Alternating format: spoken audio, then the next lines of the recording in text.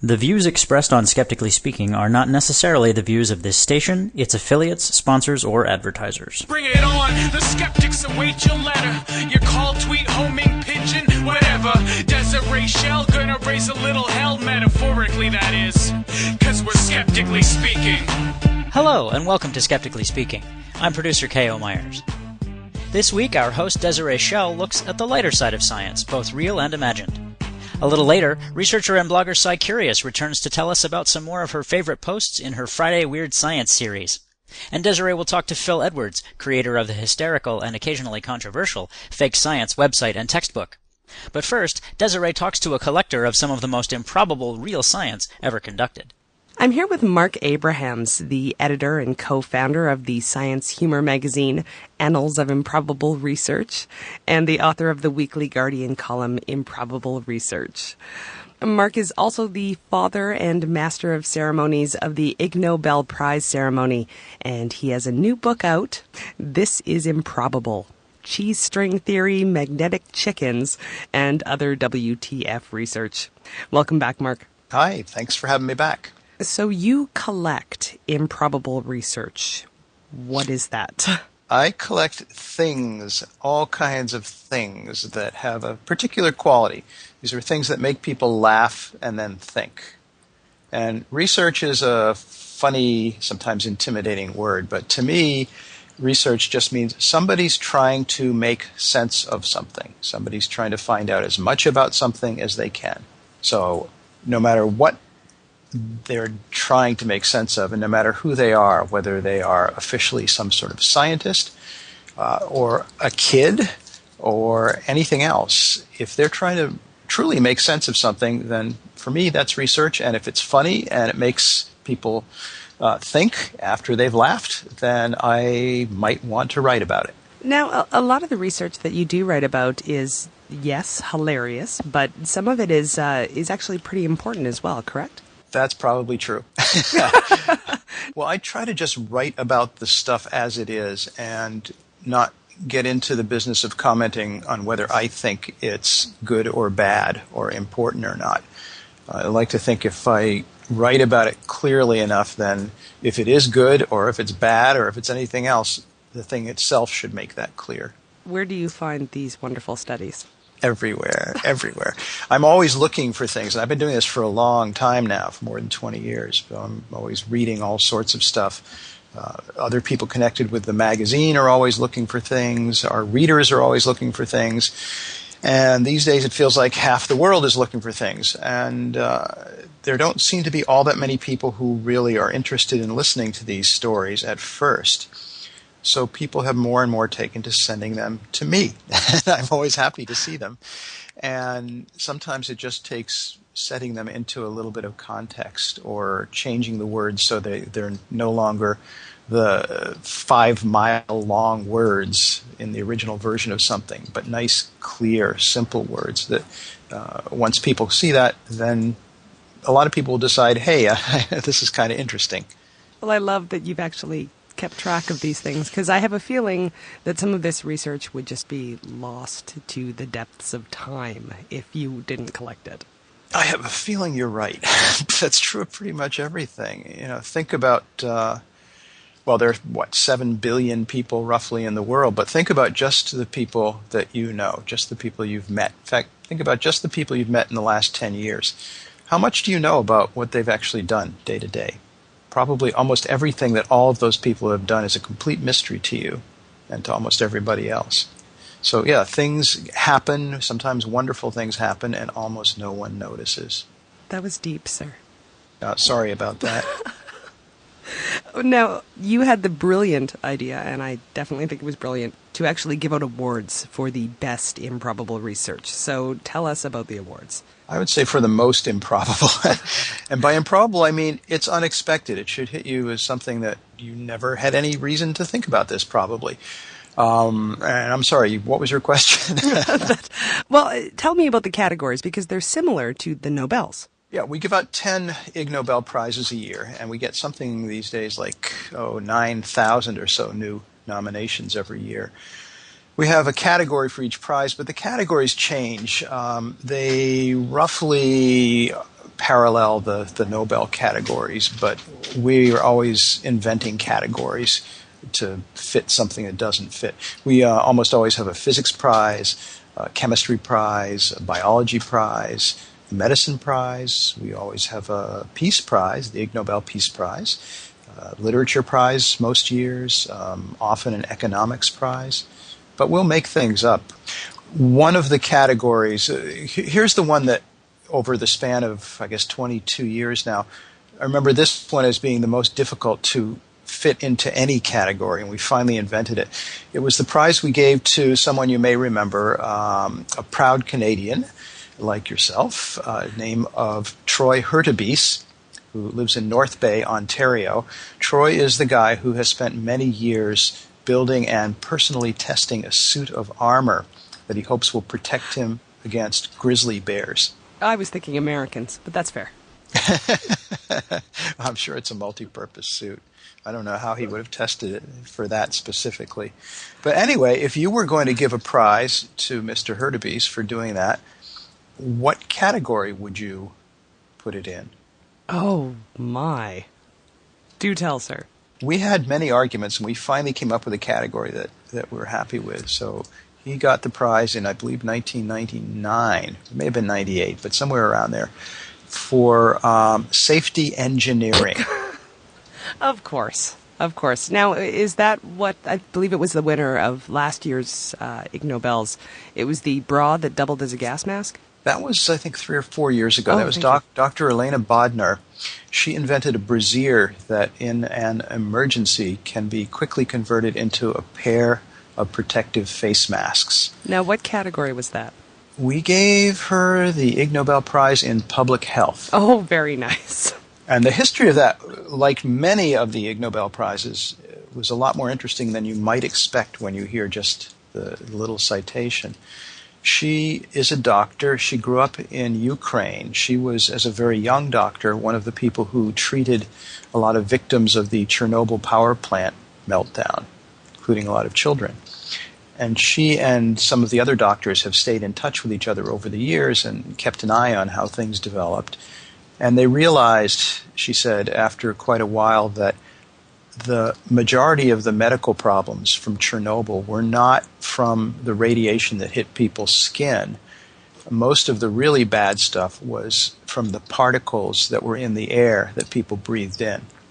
So she had been thinking for years about what might have been different, what could have been different that would have prevented a lot of those medical problems. She kept thinking if there were just some kind of simple face mask, just a piece of cloth, that would have made a great difference. And then one day she realized, well, in most of the world, if you have a group of people, about half of them are wearing a piece of cloth that's just about perfectly suited in many ways. And so she invented the emergency bra. See, and that's why I say some of this is very valuable. I'm not disagreeing with you. At least one. And this year, actually, I wanted to mention one of this year's winners was for the Neuroscience Prize. And that was for demonstrating that brain researchers, by using complicated instruments and simple statistics, can see meaningful brain activity anywhere, even in a dead salmon. That's correct. Please explain. Did you have a question about that? Many. Yeah, these are 4 scientists who do a lot of research involving brains and scanning machines, which will make images of some of the electrical activity inside a brain at any particular moment. These are very complicated machines, and inside the workings of them are based on some fairly complicated mathematics and some pretty complicated electronics. The signals that come out of these things are also very complicated, and interpreting what they mean is by no means straightforward. If people are not extremely careful, there are all kinds of signals that will come out of this thing. You may have seen beautiful pictures of activity in brain. Right. But figuring out what those pictures mean, how those correspond to what the brain is doing, what we think the brain is doing, there's an awful lot of disagreement about that. Brains are very mysterious still. And an awful lot of the reports that have been published by an awful lot of scientists apparently were done by not being as careful as they should have been about interpreting those things. So these scientists wanted to demonstrate how easy it is when you get a beautiful picture of brain activity to read too much into what you're seeing. And what they did was take a dead salmon and stick it inside the machine where they usually stick people and take pictures just like the ones they normally have, and point out that an awful lot of the little points on the picture that you might interpret as meaning that part of the brain is thinking about something, the part to the left is doing something, that an awful lot of those things really are just random. It's just random, but if you weren't very, very careful, you might delude yourself into assuming that they mean something. And so, just proceeding the same way almost anybody would if they were not being extremely careful, they analyzed the brain activity of the dead salmon, and they found that if you're not extremely careful, you're likely to assume that a lot of what you see is actual thinking going on, even in a dead salmon. As a result of this, they've told me that in the years since they did this work, and since it started getting a lot of publicity in that scientific specialty, the number of reports, they've looked at them, that make these kinds of, call them sloppy interpretations, that the number of reports making that kind of sloppy stuff have gone way down. The percentage has gone way down. That apparently people are being a lot more careful. And it may be in large part because people have taken the lessons to heart that were taught to them by this story of the dead salmon. You're listening to Skeptically Speaking. I'm talking with Marc Abrahams, author of This Is Improbable, Cheese String Theory, Magnetic Chickens, and Other WTF Research, and the father of the Ig Nobel Prizes. So with so many award winners and even more that you've written about in The Guardian, how did you choose which studies to include in your book?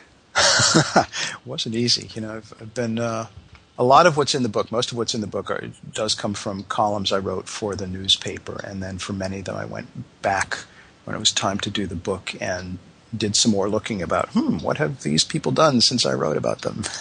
And some of them had done quite a bit. Essentially, I just picked a lot of them that were my favorites, and that included a lot of random picks because I only write about the things that appeal to me to begin with. So it was a lot of fun going back and looking at these things. Well, tell us about some of your favorites. Or is that like picking children? I'm sorry. Yeah, it's easier to talk about if you just name some of these kids, and then I'm happy to. Oh, I have a whole bunch. Okay, let's start with The Economic Art of Suicide. That was fascinating research. Yeah, that was done by, I think there were 2 or 3 authors, but the main one is a professor named David Lester. David Lester has, at this point, well, let me back up a little bit. Most people in academia, most professors, publish papers in academic journals for many reasons, but one of the reasons is that's how people get promotions. That's how people get raises. They're often judged in large part on how many things they publish. Now, to publish a good paper, most academics would tell you there's a tremendous amount of work, and if they publish 3 or 4 papers a year, that's a tremendous year. That's a huge amount of work that goes into these things. Okay, 3 or 4 a year. Professor David Lester has at this point published more than 2,000 academic papers. There are years in which he's published several hundred, and he's quite proud of that. I noticed him quite a while ago, and I started writing about him, and I've written about him several times because he's always writing all kinds of things. They span all sorts of subject ranges, but a lot of them, maybe 2/3 or more of his reports, have to do one way or another with one particular subject, and that subject is suicide. And a lot of those reports are short, 1 or 2 pages long. Right. He'll go and he'll get some statistics and write about them. One of my favorites is, I think it's called something, I think the title of that paper is something like Suicide on the Delaware Bridge. And it's about people who committed suicide by jumping from the Delaware Bridge. And the main conclusion inside this paper is most of the people who committed suicide by jumping from the Delaware Bridge were from Delaware. Wow. All right, now that's not all that unusual a kind of paper for Professor Lester, but he produces a lot of stuff. One of his papers, which is longer than most of the others, and I think he did do it in combination with one or two other people. He likes to team up with others. Was about suicide of the effect of a particular suicide on the earnings of the person who died.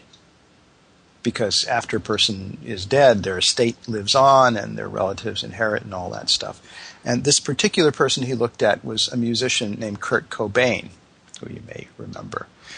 And he did some calculations about what kind of career financially Kurt Cobain might have been expected to have had he lived, compared with the amount of money that has come in since he died, perhaps partly spurred by the effects of being a celebrity.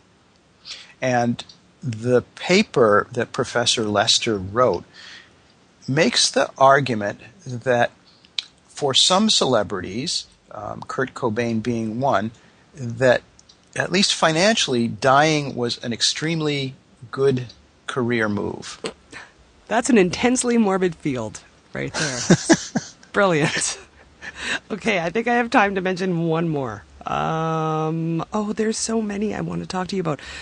Pick the third one on your list. The third one? Whatever it is. Oh, you're good. I like this one. Chapter 7. It combines sex and politics, which is always fascinating. It looks at German reunification after the fall of the Berlin Wall in 1989. Oh, yeah. So what happened when the East and West Germans suddenly had access to each other's pants? Yeah, and the interior thereof. There, on both sides of the wall, there was a lot of anticipation, a lot of built-up fantasies. And after a number of years, the person who wrote this report went and started talking to people and gathering whatever statistics were available, and came to the strong conclusion that, in fact, there never was much difference, and there wasn't much difference after the wall fell. But everybody, or at least lots of people in West and East Germany, had all kinds of illusions about the other group before the dissolving of the wall, and afterwards they still maintained sort of wistful hopes that some of those fantasies might be true. But what you can really boil it down to, what the report really said, was that very few people in Germany, probably like very few people, as is the case almost everywhere, very few people's sex lives come anywhere near what their fantasies would lead them to hope. Oh, Mark, thank you so much for being here. And everyone, just go buy this book, honestly. Oh, thank you for having me on it. Thank you for the kind words. I love it. You will find links to Marc Abrahams in his book, This Is Improbable: Cheese String Theory, Magnetic Chickens, and Other WTF Research, which I have to say is the best title of a book ever, on our website at skepticallyspeaking.com. We'll be right back with researcher and blogger Scicurious for a look at some Friday Weird Science after this.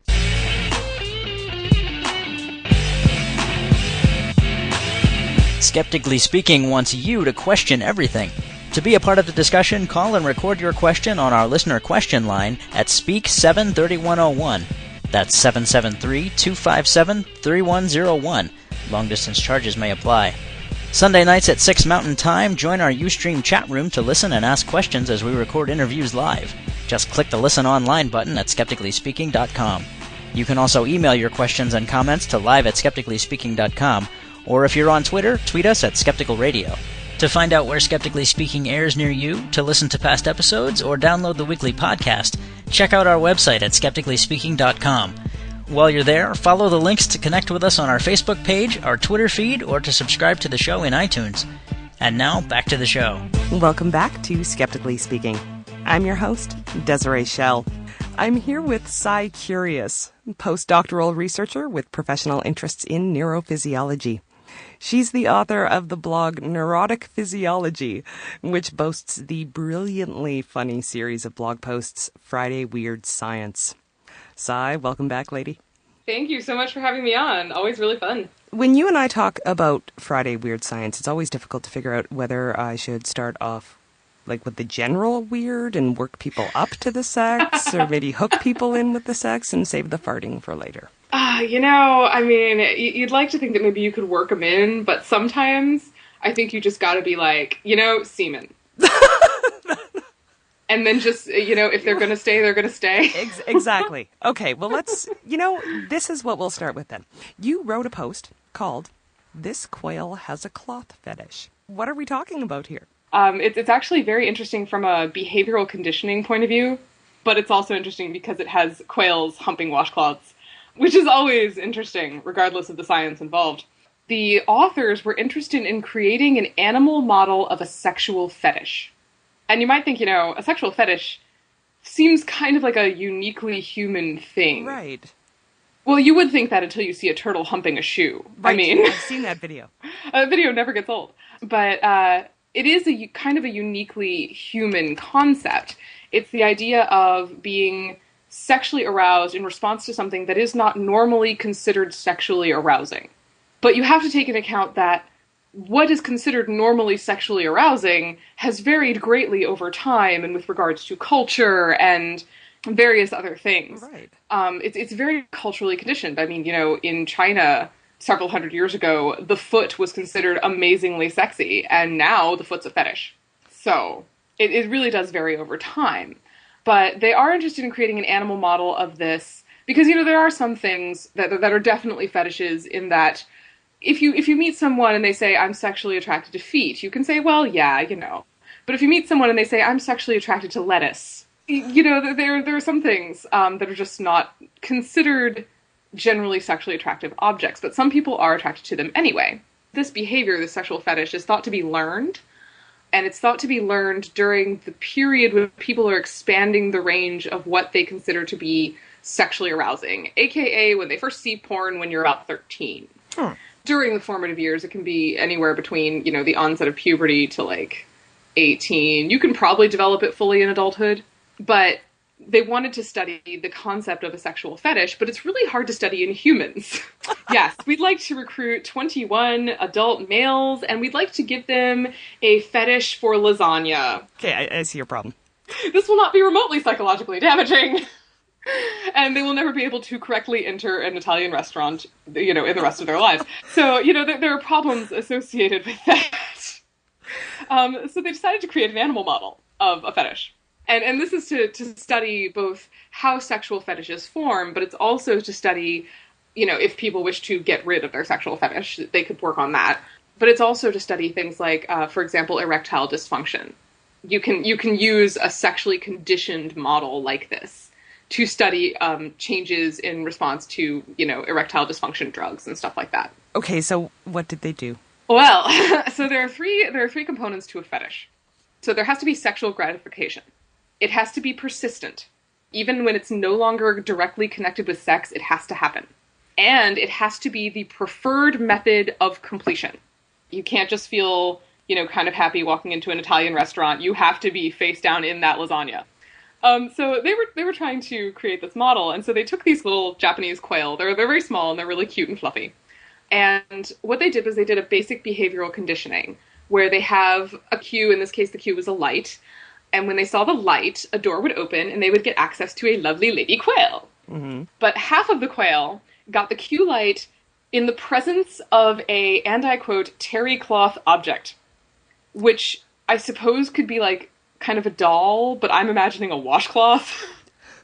They weren't specific about what it was, but it appears to be a towel.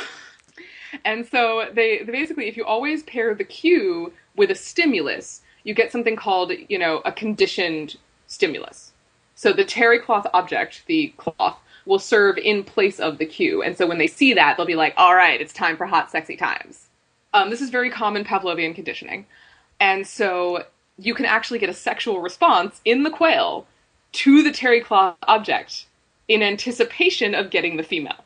I have a look on my face. You can't see it because it's the radio. Well, then they take the female away.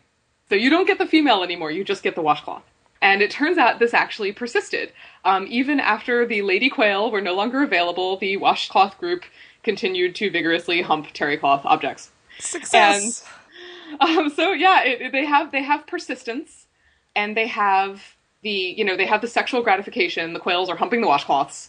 The other thing that needs to happen is that it has to be preferred. This did not happen in all cases. Most of the quails, given the opportunity, just went, straight for that female and, left the washcloth. But a couple of the quail did not. A couple of the quail, said, sorry, lady, I'm busy with this washcloth. So on what basis does a quail decide to continue to prefer a washcloth over the lady quail? They don't know. They have created this model. I actually wonder if once the quail get past a certain stage in the mating game, there's a stereotyped behavioral sequence that takes over. And if that's the case, they probably can't stop halfway through and switch. Indeed. But basically the whole paper was just about the creation of this model, and presumably somewhere there will be internet videos of quails humping terry cloth objects. Well, and let's just be clear, even the authors said that this research couldn't be directly applied to humans. No, it's not the same. The creation of a sexual fetish in a human is a much more complex situation. I mean, there's often a lot of, emotional salience, things like that. And maybe these quail are having amazing emotional experiences with washcloths, but you don't really want to assume that. So it's definitely a model they want to use it to study erectile dysfunction primarily, but they also want to use it to look at how they can reduce the conditioned stimulus of the washcloth. You're listening to Skeptically Speaking, and today I'm talking to Scicurious, author of the blog Neurotic Physiology, home to some of the weirdest science on the internet. So the next story I wanted to talk about was actually something that kind of began here on Skeptically Speaking. We had Kate Clancy on the show to talk about menstruation, and I loved that episode. And someone in the audience asked about the old warning that you sometimes hear about how you shouldn't go out into the woods or camping or such when you have your period because the bears can, I guess, smell it? The bears can smell the menstruation. Right. And I thought that was a strange question, but you both did blog posts on this, I believe. And it turns out, for anybody who didn't listen to that episode, I'll clear that up right now, there is no evidence for that idea, but it seems to have been the catalyst for both of you guys actually looking into what kinds of animals might be able to sense that. And you have a winner. You have to assume that a great number of animals can indeed smell the menstruation. The more important question is whether or not they care. Because the bears can probably smell the menstruation. Do they care? No, in general. Right. However, snakes care.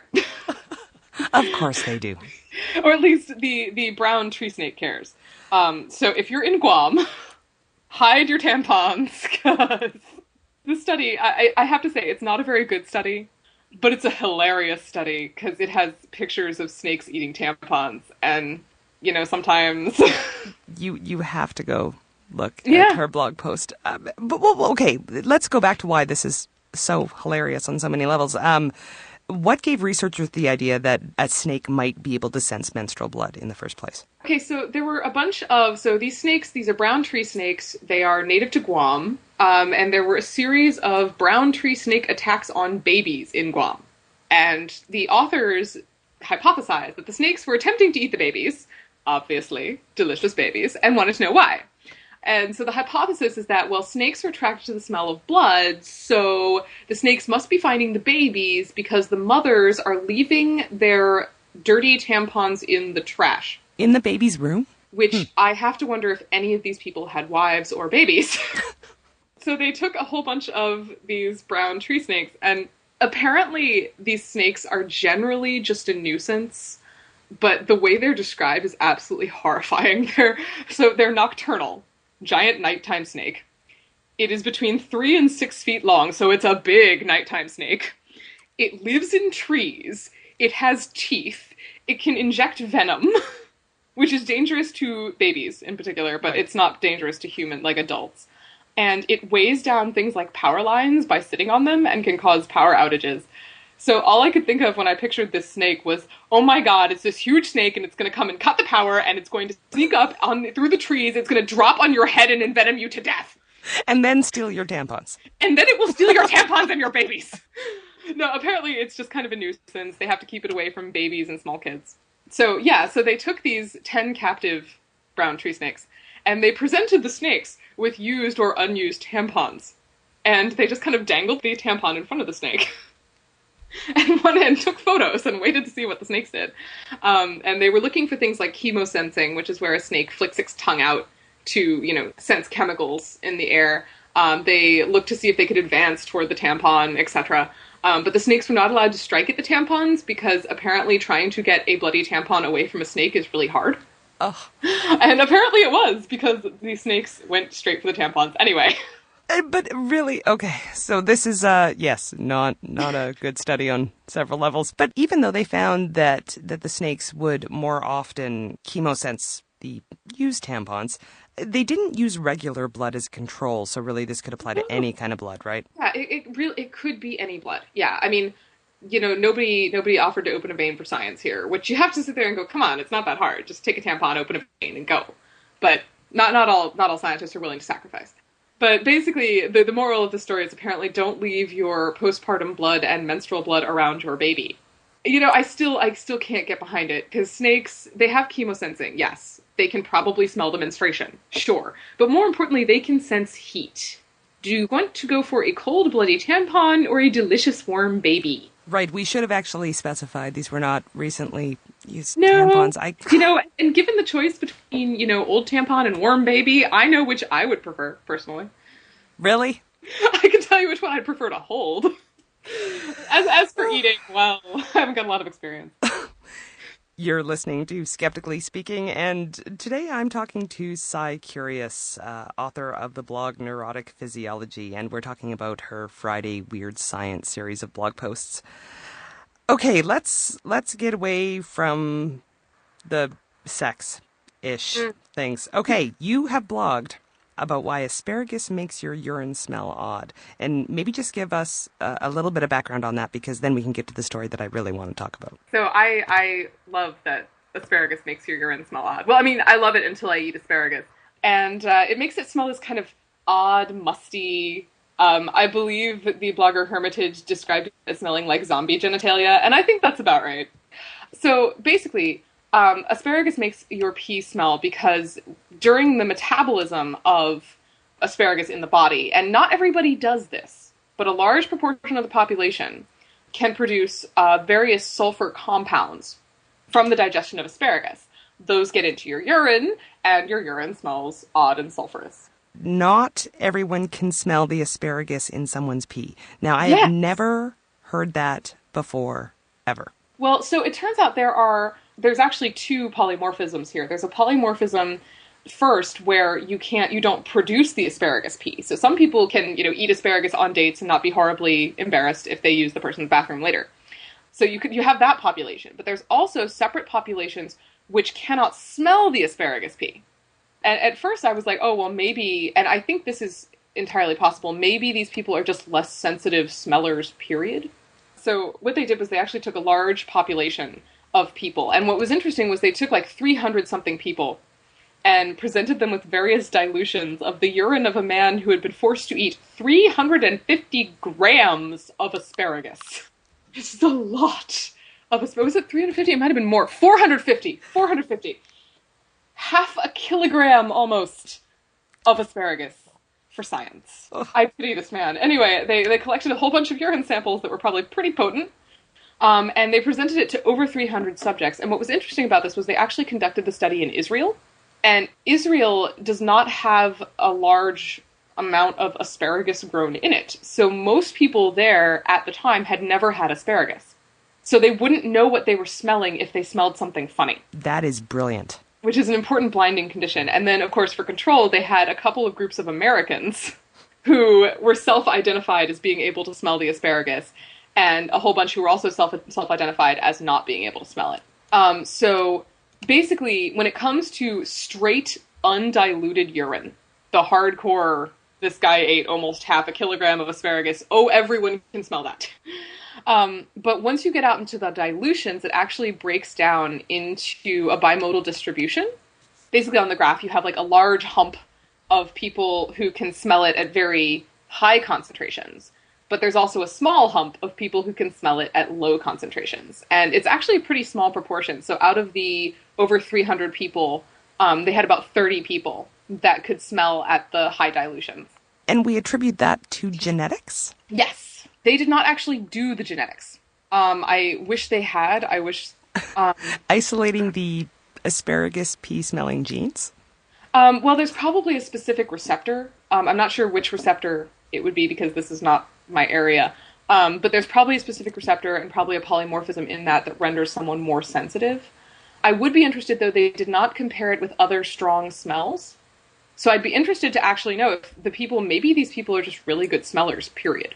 That's kind of unfortunate. I was hoping that we could actually have a gene called the asparagus pea-smelling gene, because people who name genes have named them an awful lot of interesting things, and I support that. Yeah, you'd have to call it something more, I don't know, sciencey sounding than pea-smelling. But there's a Sonic Hedgehog gene. That's true. I do love the Sonic Hedgehog gene. You're listening to Skeptically Speaking. I'm your host, Desiree Schell.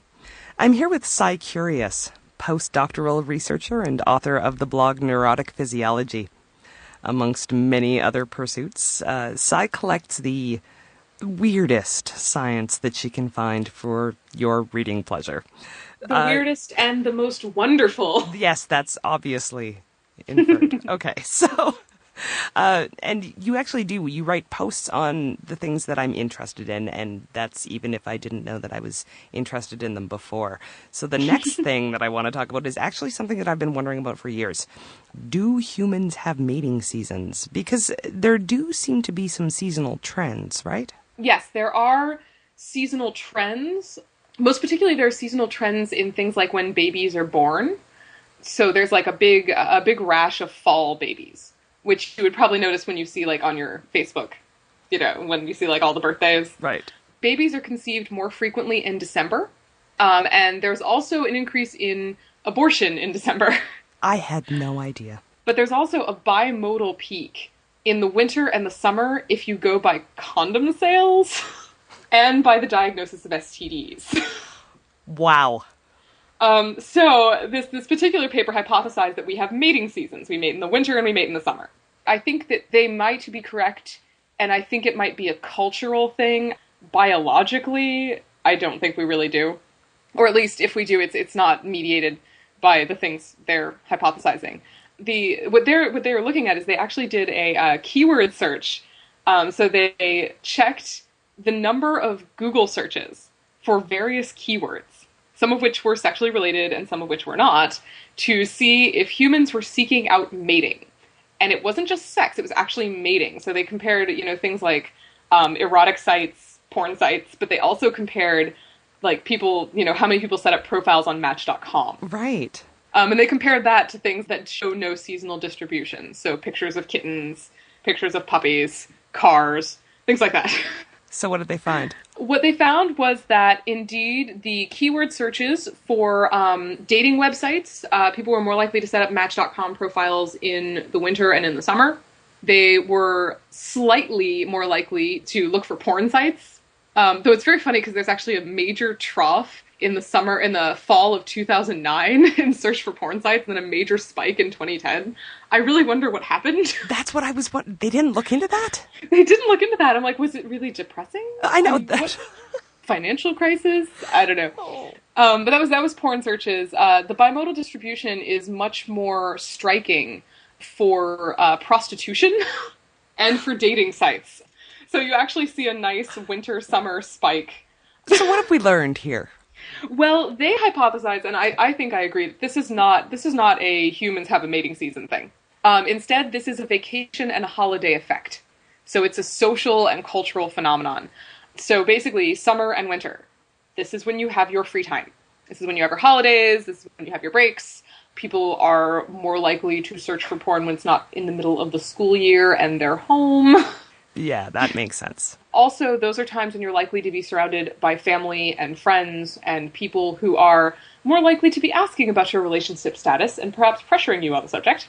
Your family or friends might encourage you to get a Match.com profile during the summer. Or during, Christmas, when you're forced into close proximity. So this isn't exactly exhaustive research, but it's still neat. It's neat, actually, and it's what I like about it is that it's more complex when it comes to the actual data analysis, but I think it would be an interesting study for, say, like an undergraduate course. If you were doing an undergraduate course in, like, data analysis, for example, you could actually, have your students go online, let's do seasonal trends and Google searches for puppies. Oh, that's... by breed. And they could pick whatever they want to search for. Do people like Chihuahuas in April? I think it'd be an interesting thing to, teach them search methods, teach them data collection and analysis. Okay, we are very close to out of time, so I saved the best for last, and I realize since we have run out of time, I've really only mostly talked about the sex stuff. Right. So, the title of this post is Friday Weird Science Guest Post, The Distance Between Your Testicles and Your Anus Tain't Unimportant. So this is not by me. Yes. This is a guest post. Yes, and it was actually featured in the 2011, I guess that was the most recent one, edition of the Open Laboratory. See, this is serious science, people. Oh yeah, it was some of the best science blogging of the year. It's by Allie Wilkinson. Congratulations. She did a great job. Awesome. It takes a really excellent science writer to talk about taint. Okay, so let's discuss that. We'll define our terms. Let's go with that. And of course, defining our terms, remembering that this show does air publicly on a variety of lovely radio stations and a variety of different time slots. Yes, ma'am. So, what is the taint? The taint is the perineum, is the scientific term. It is the space between the testicles and the anus. And it's the colloquial term is the taint. It taint anus and it taint testicles. All right. So, why, with that out of the way, why is its length not unimportant?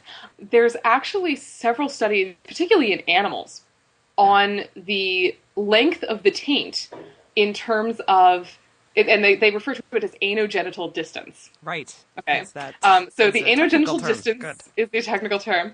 And it's actually very commonly used to sex rodents. So when you're breeding rodents, like rats or mice, and you're sexing them into males and females, so basically you look at the anogenital distance. Because males and females, yes, the males have a penis, the females don't. But on very baby rats and mice, it's really hard to tell. Really? Oh, I yeah. guess they're wee.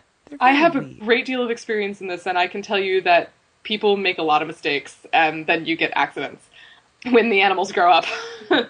It's like, oops, there was a secret dude in there. But, so the anogenital distance is much shorter for females, and it's longer for males. And it will, it gets a little bit longer as they grow up. So we know that is the case, and it's certainly the case in humans, too. But no one has studied this really in human adults. So this paper is by Eisenberg et al., and it's the relationship between anogenital distance, that's the taint, fatherhood, and fertility in adult males. How does one get someone to volunteer for this? I was assuming college students.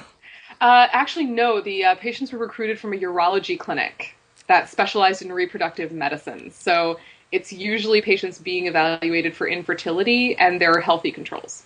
Okay, so talk about the study. So they got a whole bunch of dudes being evaluated for infertility, and then they have a fertile control group. And the fertile control group was a prior history of paternity. So if you successfully fathered a child, you're over there. Right. And then they get them into what they scientifically describe as a frog-legged position. There are photos. The frog-legged position might be familiar to the females among us as the one which we are forced to take at the gynecologist, which men may have less experience. Oh. So then they took digital calipers and a very long-suffering doctor, and they from the back of the testicles to the anus, which was thought to be more comfortable than measuring from the base of the penis. Well, that's nice of them. It's very nice. That's good. So what did this research reveal? Let's get to that. They actually compared that. They compared the anogenital distance to the sperm count, the volume, the density, the volume of the semen per ejaculate, the density of the sperm, and the motility of the sperm. And so they got a motile sperm count. So they were comparing the anogenital distance to the male fertility. And they also looked at hormone assays, hormones like testosterone, luteinizing hormone, follicle-stimulating hormone. These influence fertility in both sexes. And they also looked at, controls for age, race, body mass index. So what they found is that infertile men have a significantly shorter anogenital distance when compared to men that have successfully fathered a child. It's correlated. They found that sperm density, motility, mobile sperm count, these were lower in infertile men, as you might expect, because they're infertile. And they had this shorter anogenital distance. They also had shorter stretched penis length. I'll let you think about the methods for that yourself. And they had a smaller total testicular volume than fertile men. But as you said in your post, and I noted because it was all in caps, correlation does not equal causation. Yes, that's Allie. That's not me. That's right. Yeah. But that's fairly important here. Yes, it is. So these two are correlated. So you have to keep that in mind. There was no significant correlation between penis length and sperm count, so size doesn't necessarily matter. But so don't base your ladies, don't base it on the length of the penis. Base it on the taint, if you're looking. How does one? You know what? We're not even gonna. No. Okay. Cy, you are wonderful. Thank you for being here.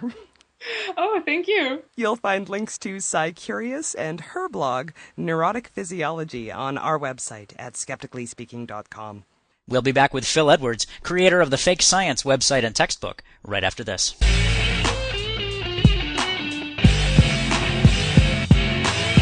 On the next episode of Skeptically Speaking, we ask, why should I care about space? With a panel of people who know just how important the science of space actually is.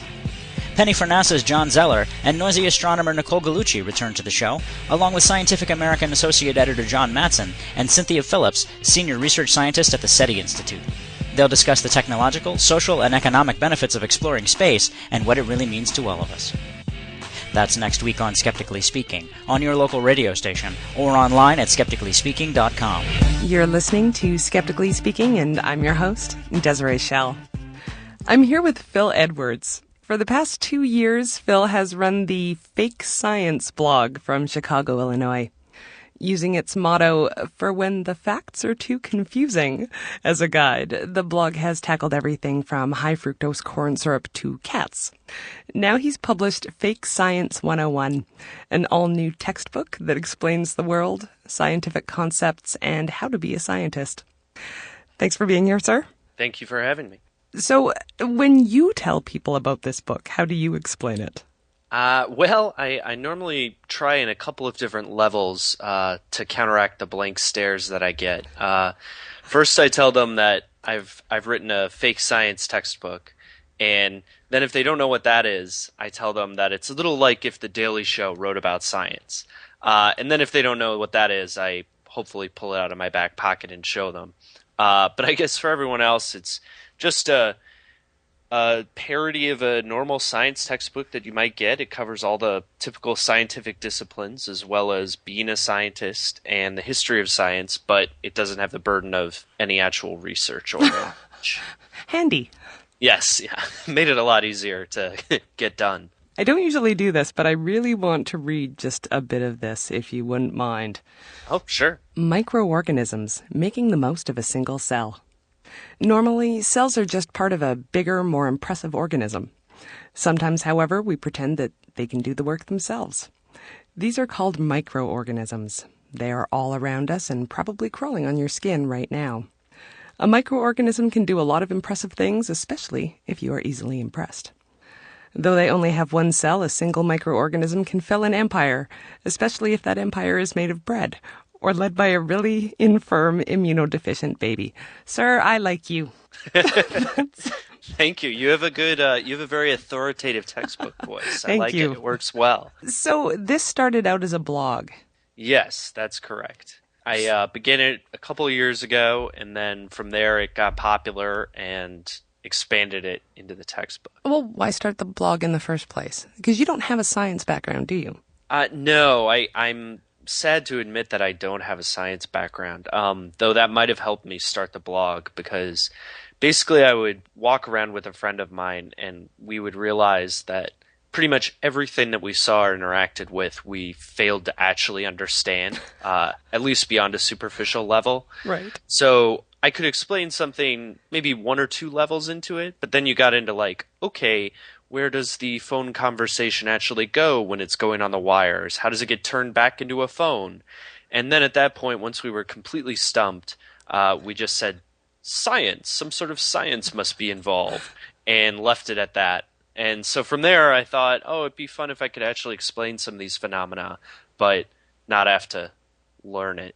So it kind of started from there. So what's the response to the book been like? It has been interesting. It's been wildly varied. A lot of people have really enjoyed it and given me feedback that both calls me on the mildest factual errors that I might have, and also appreciates or expands on things that are in the book. So that's been really cool to see. And then I've also had some experiences that I couldn't have anticipated. I've gotten requests from some teachers who have said that they want to use the book in an overhead slide in their classroom to prompt discussion and help the students realize what they shouldn't be learning. And then, oddly enough, I've also heard reports that the Houston School District has banned the textbook because they think that it might make them look bad. So it's been a really varied experience, but it's been awesome to see it unfold. Well, I wanted to ask about the Houston School District because that is interesting. So they sent out a memo to their teachers, and it was specifically about Fake Science 101 and using it as an alternative textbook, and it was refused on the grounds that it will reflect poorly on the district. Apparently, I have just about as much information as the reporter told me, and I sent him a reply, and then a few minutes later there was a story up, and I found out that apparently it had been banned. I imagine that what this teacher wanted to do is what teachers have done with the blog in the past, is just kind of take a little lesson. A lot of the stuff in the book is really basic. Make a either incredibly witty or corny, depending on how you look at it, teacher joke about it, and then go on to the lesson. So I can't imagine that they wanted to use it as an actual textbook or anything like that. But I hope that regardless, people will still be able to check it out. I think that the knowledge will find a way to seep through no matter what. And that's what I thought was so interesting, because I can definitely understand teachers using the books in the way that you mentioned. And that would be a fantastic idea because, let's face it, sometimes stuff is boring. Yeah. That's a great way to talk about it. But I just want to read a bit of this memo. This textbook is not permissible for you to distribute or your students to have. Our textbooks are not fake, and no textbook should give that impression. It would negatively impact students. So do you think that they were actually confused as to what exactly your book was? I think they must whoever wrote that just might not have checked it out or read it, because it's actually a pretty G-rated book. It's not a political book in any way. I think it's pretty apolitical for the most part, or it's at least bipartisan. So yeah, I think it just must be some sort of misunderstanding, and that's all I can do with it. Otherwise, I just keep putting babies drinking from beakers and move on with my life. But well, is that good for sales? Do you hope to be banned in other districts? Yes, as long as it's not all places, then there's no sales. If you're banned everywhere, then you're just circulated underground. It's been interesting that it's drawn attention to the book. So that's certainly been a good thing, just that more people can see it and find out about it. It's been somewhat confusing for me to see my book become tiny, tiny little missile in the culture war where it's appropriated by either side, and then you read at the end of a story about the ban the comments from various incensed users, usually written in all caps, saying exactly how this book reflects their worldview, and it's been on both sides. So that's been weird for such a silly book like this, but I'll take the attention where I can get it. Is this book a response, I guess, in part, at least, to the seemingly anti-science state of the Western world? It's sort of it's difficult for me to think exactly how it relates to real science, largely because I become immediately self-conscious of the fact that A, I know very little science, and B, there's lots of jokes about endangering babies or eating dogs and incredibly silly stuff in the book. But if I do allow myself to pontificate, I guess it would be that the book sort of riffs off the authoritative idea of science that a lot of non-scientists have, and that occasionally creeps into the popular media or into what we as a culture view as some scientific truth. And so I guess in an indirect way, it's trying to say, hey, real science is constantly questioning, constantly skeptical of received knowledge. And so maybe by reading a book like this that's so clearly silly but looks pretty much like a real textbook, people might actually start to question those things. But again, this is all very haughty stuff for a guy who deals in Photoshop and puns about planets, so... But I think that you're probably very right. That's a good place for many people to start. And I mean, just speaking as a non-scientist, I admit this at the expense of my own reputation, but I thought of science as a deep-voiced, declarative statement. And in learning and kind of hanging around people who are interested in science for the past 2 years, I found out that it's much more like a spirited discussion or a debate.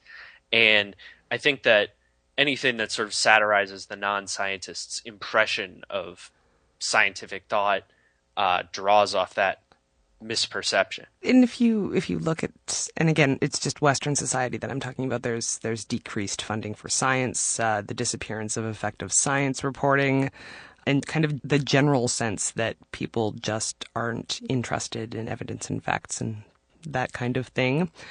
So is that a problem to you?